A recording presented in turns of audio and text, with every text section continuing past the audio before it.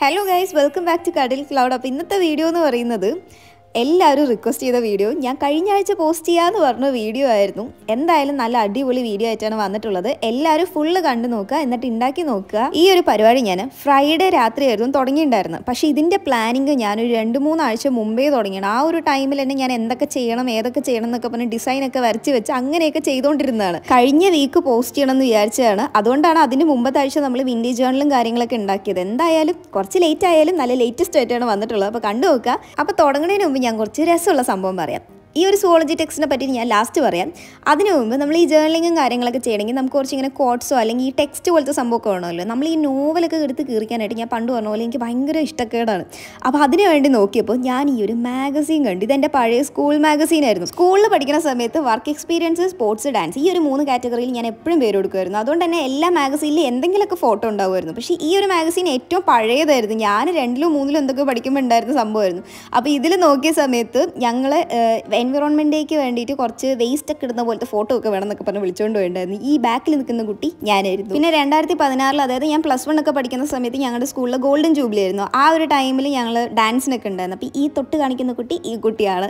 പിന്നെ അതല്ലാതെ വേറെ മാഗസീൻ എടുത്ത സമയത്ത് ആ ഒരു ടൈമിൽ ഞങ്ങൾ ഗ്രൂപ്പ് ഡാൻസ് ഡിസ്ട്രിക്റ്റിലൊക്കെ പോയ സമയമായിരുന്നു. അപ്പോൾ അതുകൊണ്ട് യൂത്ത് ഫെസ്റ്റിവലിൽ ഞങ്ങൾ ഡാൻസ് കളിച്ചിട്ടുണ്ടായിരുന്നു. ഈ ഒരു സൈഡിൽ നിന്ന് ഫോട്ടോ എടുത്തുകൊണ്ട് ആ സൈഡിൽ നിൽക്കുന്ന എൻ്റെ ഫോട്ടോ കറക്റ്റായിട്ട് കിട്ടിയിട്ടുണ്ടായിരുന്നില്ല. ബാക്കി എല്ലാവരുടെ ഫോട്ടോ അത്യാവശ്യം നന്നായി കിട്ടിയിട്ടുണ്ടായിരുന്നു. പക്ഷേ ആകെ ഒരു സമാധാനം എന്താണെന്ന് വെച്ച് കഴിഞ്ഞാൽ ഡിസ്ട്രിക്റ്റിലെടുത്ത ഫോട്ടോ മാഗസീനിൽ വന്നിട്ടുണ്ടായിരുന്നു.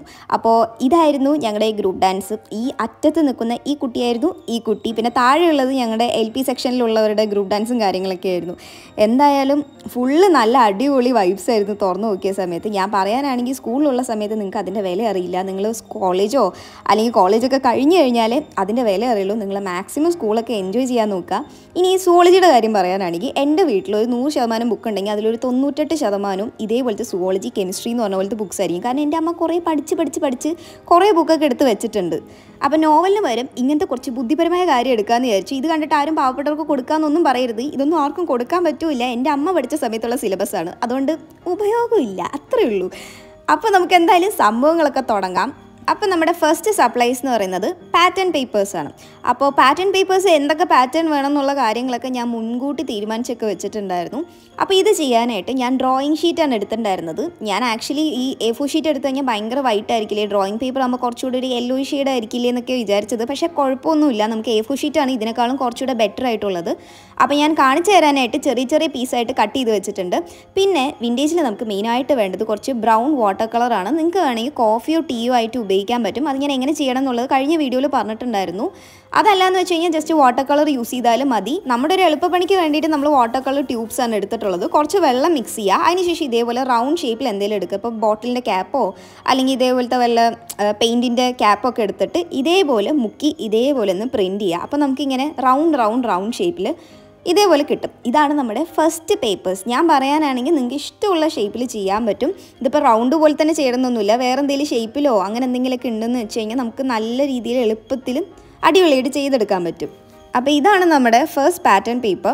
നെക്സ്റ്റ് വൺ എന്ന് പറയുന്നത് ഒരു സ്പ്രേ ഇഫക്റ്റ് പോലത്തെ വരുന്ന സംഭവമാണ്. അതിന് വേണ്ടിയിട്ട് ഇതിൽ പെയിൻറ്റ് ബ്രഷ് ഒന്ന് ഡിപ്പ് ചെയ്യുക, അതായത് കളറിലൊന്ന് ഡിപ്പ് ചെയ്യുക. ഇതേപോലെ ഒന്ന് ആക്കി കൊടുത്തു കഴിഞ്ഞാൽ നമ്മുടെ ഈ പെയിൻറ്റ് തെറിച്ച് വരും. ഇതിപ്പോൾ എടുത്ത് പറയേണ്ട ആവശ്യമൊന്നുമില്ലല്ലോ. നിങ്ങൾക്ക് വേണമെങ്കിൽ പെയിൻറ്റ് ബ്രഷ് ഉപയോഗിക്കാം. അതില്ലാന്ന് വെച്ച് കഴിഞ്ഞാൽ ടൂത്ത് ബ്രഷ് കൊണ്ടൊക്കെ യൂസ് ചെയ്ത് കഴിഞ്ഞാൽ നല്ലപോലെ കിട്ടും. നമുക്ക് ഈ വിൻറ്റേജ് എന്ന് പറഞ്ഞു കഴിഞ്ഞാൽ ബ്രൗൺ തന്നെ വേണമെന്നൊന്നുമില്ല. നിങ്ങൾക്ക് ഇഷ്ടമുള്ള കളേഴ്സും കാര്യങ്ങളൊക്കെ ഉപയോഗിക്കാം. പക്ഷേ എന്നാലും വിൻറ്റേജ് എന്ന് പറയുമ്പോൾ ഒതൻറ്റിക്കായിട്ട് കുറച്ച് ബ്രൗൺ ഒക്കെ ആണല്ലോ ഭംഗി. അതുകൊണ്ട് തന്നെ കുറച്ച് ബ്രൗൺ കളർ എക്സ്ട്രാ വേണ്ടി വരും. പിന്നെ നമ്മുടെ അടുത്ത പാറ്റേൺ പേപ്പേഴ്സൊക്കെ ഉണ്ടാക്കാനായിട്ട് നമുക്ക് കുറച്ച് ബാക്ക്ഗ്രൗണ്ട് ബ്രൗൺ ആയിട്ടുള്ള പേപ്പേഴ്സ് വേണം. അതിന് വേണ്ടി കുറച്ച് പേപ്പേഴ്സ് കളർ ചെയ്തെടുക്കുക. നമ്മുടെ പെയിൻറ്റിൻ്റെ കോൺസെൻട്രേഷൻ എന്താണോ അതിനനുസരിച്ചായിരിക്കും നമുക്ക് കളേഴ്സ് കിട്ടുക. നമുക്ക് കുറച്ച് തിക്കായിട്ട് പെയിൻറ്റ് അടിച്ച് കൊടുത്തു കഴിഞ്ഞാൽ നല്ല ഡാർക്ക് കളറായിരിക്കും കിട്ടുക. കുറച്ച് വെള്ളമൊക്കെ മിക്സ് ചെയ്ത് അടിച്ച് കഴിഞ്ഞാൽ ലൈറ്റ് കളേർഡ് ആയിട്ടായിരിക്കും കിട്ടുക. നെക്സ്റ്റ് നമ്മുടെ ക്രഷ് പേപ്പറാണ് ഉണ്ടാക്കുന്നത്. അതിനുവേണ്ടി ഒന്നുമില്ല, കയ്യിലെടുക്കുക, ഒന്ന് ചുരുട്ടുക, ഇതേപോലെ നിവർത്തി കഴിഞ്ഞാൽ നമ്മുടെ ക്രഷ്ഡ് പേപ്പേഴ്സ് കിട്ടും. വളരെ ഈസിയാണല്ലോ, ഇതിൽ പിന്നെ പണിയെടുക്കാറൊന്നുമില്ലല്ലോ. അടുത്ത സംഭവം എന്ന് പറയുന്നത് കുറച്ച് ഡിസൈൻസ് ഒക്കെ വരുന്ന സംഭവമാണ്. ഇതിൽ ഞാൻ കുറച്ച് 4-5 ഇലയൊക്കെയാണ് വരച്ചു കൊടുത്തിട്ടുള്ളത്. നിങ്ങൾക്ക് എന്ത് വേണമെങ്കിലും വരച്ചു കൊടുക്കാം. ഇപ്പോൾ മൂണോ അല്ലെങ്കിൽ വിൻറ്റേജ് എന്നൊക്കെ പറയുമ്പോൾ നമുക്കിങ്ങനെ എന്താ പറയുക റോസ് പിന്നെ കുറച്ച് സ്റ്റാമ്പ്സ് അങ്ങനത്തെ കാര്യങ്ങളൊക്കെ വരച്ചു കഴിഞ്ഞാൽ നല്ലതായിരിക്കും. അടുത്തതിന് വേണ്ടിയിട്ട് ഞാൻ കുറച്ച് ഹാൻഡ് റിട്ടൺ ആയിട്ടുള്ള ടെക്സ്റ്റ് പോലത്തെ സംഭവമൊക്കെയാണ് ചെയ്തു കൊടുത്തിട്ടുള്ളത്. അടുത്തത് ചെയ്യാനായിട്ട് നമുക്കൊരു സ്പോഞ്ച് വേണം. സ്പോഞ്ച് ഇല്ലെങ്കിൽ പെയിൻറ്റ് ബ്രഷ് ആയാലും കുഴപ്പമൊന്നുമില്ല. ഇതേപോലെ അറ്റത്ത് മാത്രമായിട്ട് കുറച്ച് ഡാർക്ക് കളർ വെച്ചിട്ട് ഇതേപോലെ ഒന്ന് സ്മഡ്ജ് ചെയ്ത് കൊടുക്കുക. അതിനുശേഷം കുറച്ച് പൂ വരച്ചു കൊടുക്കുക. ഇത് വരച്ച് ഞാൻ കോളം ആക്കി വിട്ടു. ഇത്രയും ചെയ്തിട്ടൊന്ന് നിർത്തിയിട്ടുണ്ടെങ്കിൽ കുഴപ്പമുണ്ടാവില്ല. പക്ഷേ ഞാൻ കുറച്ച് ഓവർ ആയിക്കോട്ടെ എന്ന് വേണ്ടി താഴെയും കുറച്ച് വരച്ച് അവസാനം എന്തൊക്കെയോ ചെയ്തു ഗൈസ്. എനിക്ക് ഇഷ്ടപ്പെട്ടില്ല, എന്നാലും അഡ്ജസ്റ്റ് ചെയ്യാം. പിന്നെ നമ്മുടെ നെക്സ്റ്റ് വണ്ണ് കുറച്ച് നേരത്തെ നമ്മൾ എടുത്തിട്ടുണ്ടായിരുന്നില്ല, ആ മാഗസീനിലുണ്ടായിരുന്ന ഒരു കട്ട് ചെയ്തൊരു സംഭവമായിരുന്നു. അതിൻ്റെ മുകളിൽ കുറച്ച് ഡയറക്റ്റായിട്ട് കുറച്ച് കളേഴ്സൊക്കെ അപ്ലൈ ചെയ്ത് കൊടുക്കുക. പിന്നെ ഞാൻ എടുത്ത് പറയാം, എന്നെ അറിയുന്നവർക്ക് അറിയായിരിക്കും, എനിക്ക് കുറേ നേരം സംസാരിച്ചുകൊണ്ടിരുന്ന കുറച്ച് നേരം കഴിഞ്ഞ് ഞാൻ എന്താ പറയുന്നതെന്ന് എനിക്ക് തന്നെ അറിയില്ല. അതുകൊണ്ട് വല്ല മിസ്റ്റേക്കൊക്കെ ഉണ്ടെങ്കിൽ ഇഗ്നോർ ചെയ്യുക. നെക്സ്റ്റ് നമ്മുടെ ഗ്രിഡാണ്. ഗ്രിഡിന് വേണ്ടിയിട്ട് എനിക്ക് വരയ്ക്കാൻ വയ്യാത്തതുകൊണ്ട് നമ്മുടെ കയ്യിൽ ഓൾറെഡി ഉള്ള ഗ്രിഡ് നോട്ട് ബുക്കിലാണ് ഞാൻ പെയിൻറ്റ് ചെയ്ത് കൊടുത്തിട്ടുള്ളത്. പക്ഷേ അതത്ര തെളിഞ്ഞ് കാണുന്നൊന്നുമില്ല, നിങ്ങൾക്ക് ബെറ്റർ വരയ്ക്കുന്നതായിരിക്കും.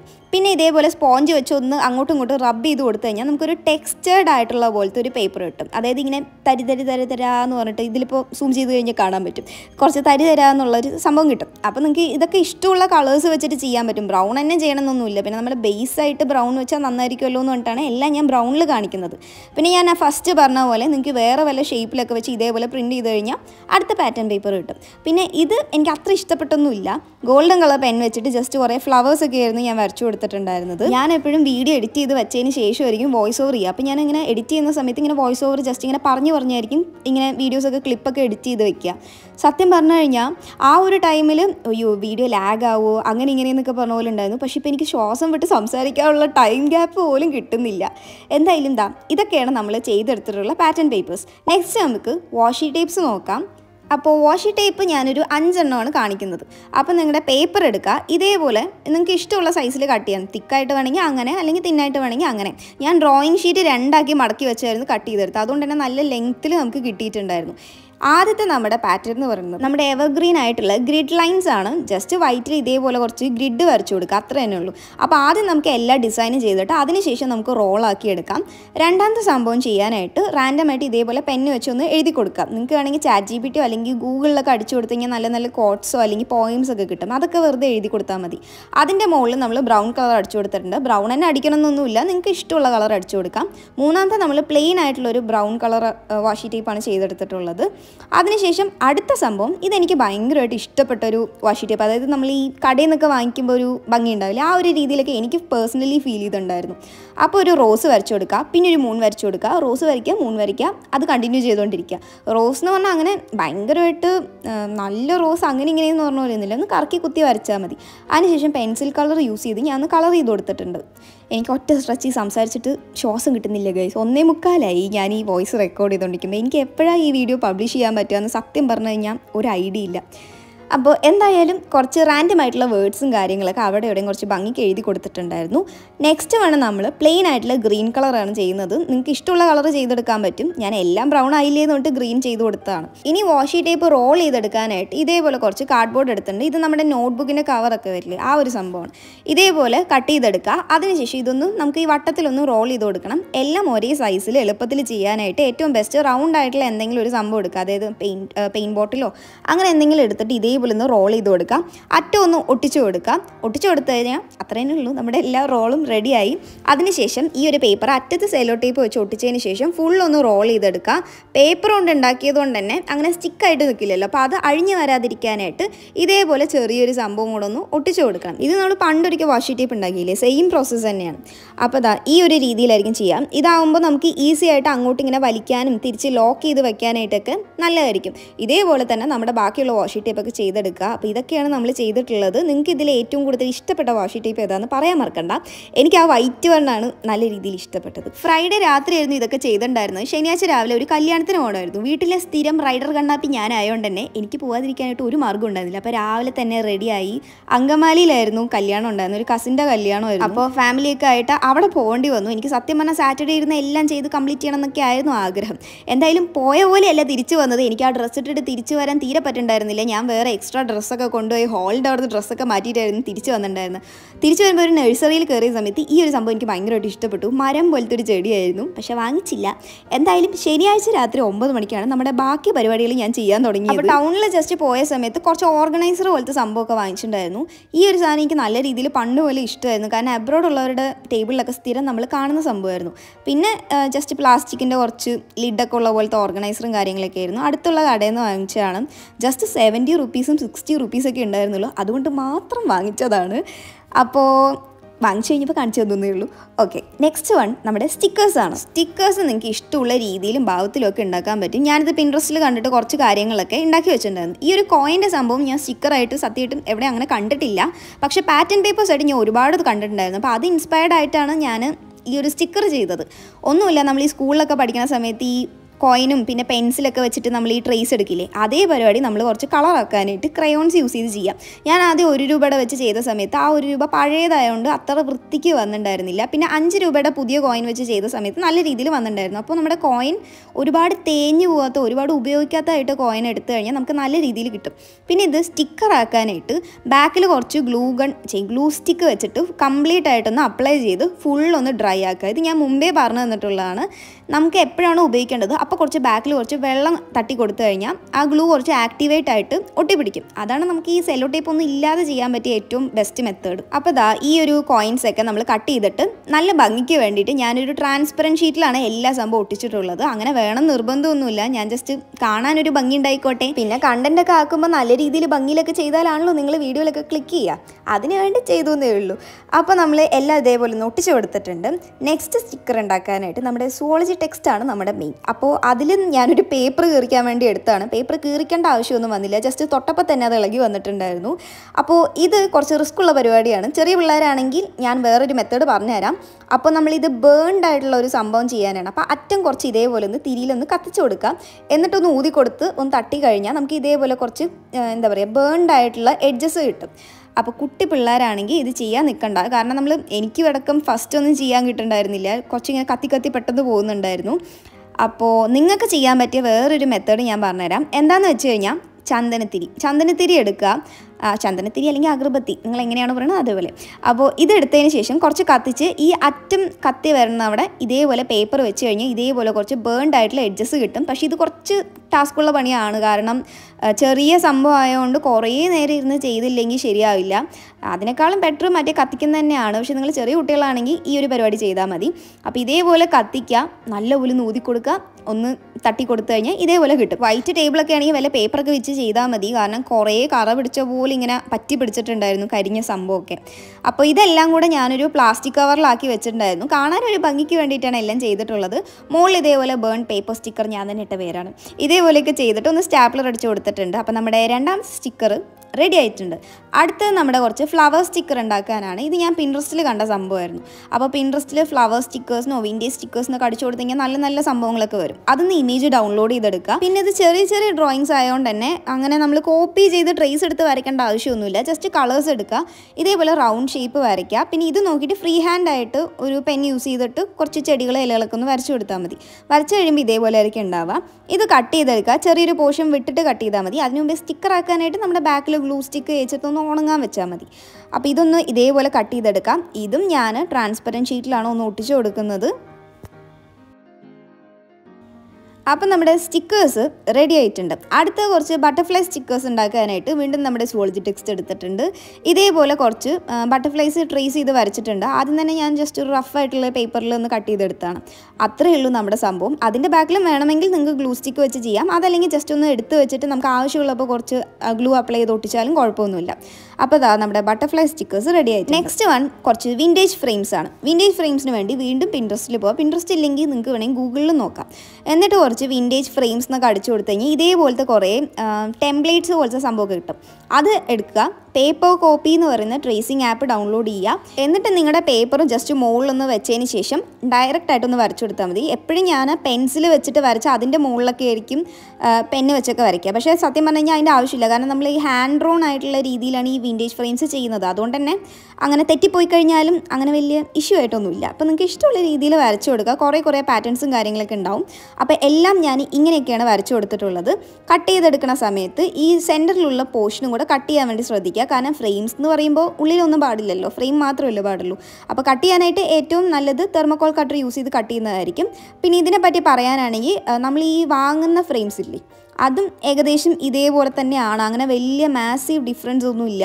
ഇതൊക്കെയാണ് നമ്മൾ വാങ്ങുന്ന ഫ്രെയിംസ്. അപ്പോൾ ഞാൻ ജസ്റ്റ് ആ സ്ക്വയർ പോലത്തെ സംഭവം വെച്ചൊന്ന് കമ്പയർ ചെയ്ത സമയത്ത് നമ്മൾ കുറച്ച് കളർ പെന്നോ അങ്ങനെ എന്തെങ്കിലുമൊക്കെ യൂസ് ചെയ്ത് നല്ല ഭംഗിക്ക് വരച്ചു കൊടുത്തു കഴിഞ്ഞാൽ ഇതേപോലെ തന്നെ നമുക്ക് കിട്ടും. അപ്പോൾ ഇതും എല്ലാം ഞാൻ ജസ്റ്റ് ഒന്ന് പ്ലാസ്റ്റിക് കവറിലാക്കിയതിന് ശേഷം നേരത്തെ ചെയ്ത പോലെ പേപ്പറിൽ എഴുതിയിട്ട് മുകളിൽ വെച്ചൊന്ന് സ്റ്റാപ്പിൾ ചെയ്യുകയാണ് ചെയ്തിട്ടുണ്ടായിരുന്നത്.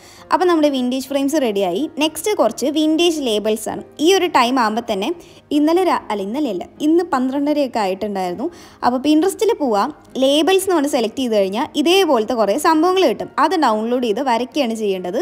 ഇതിന് നമ്മൾ ഈ നേരത്തെ വാട്ടർ കളർ ചെയ്ത് വെച്ച പേപ്പറിൽ അതെടുത്താൽ മതി. പക്ഷേ എനിക്ക് അതിനുള്ള ടൈം ഇല്ലാത്തതുകൊണ്ട് എൻ്റെ ഈ ഒരു ബ്രൗൺ കളർ പേപ്പർ ഉണ്ടായിരുന്നത് ഡയറക്റ്റ് അതാണ് എടുത്തിട്ടുണ്ടായിരുന്നത്.